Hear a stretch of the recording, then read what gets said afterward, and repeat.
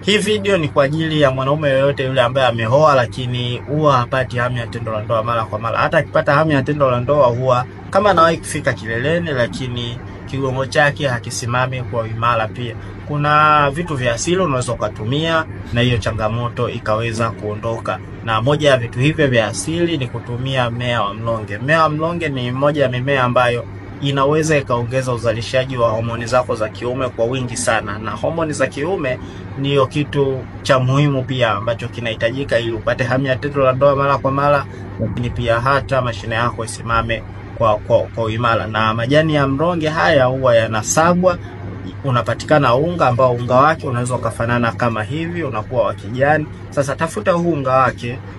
Ukishapata unga wake, tafuta pia hizi hapa zinaitwa star anise, zinakuwa kama nyota. Hizi unazisaga pia unapata unga wake. Changanya unga wa hizi star anise pamoja na unga wa mlonge kwa pamoja, alafu utaanza kutumia ule mchanganyiko wa unga wake. Changanya kwenye kijiko kimoja, changanya kijiko kimoja kwenye maji ya moto, alafu kunywa kila siku asubuhi na jioni. Ukiweza ukishindwa kunywa asubuhi tu, kila siku. Hii itasaidia sana kuboresha nguvu zako za kiume, na ndani ya siku 7 hivi utaanza kuona mabadiliko makubwa sana.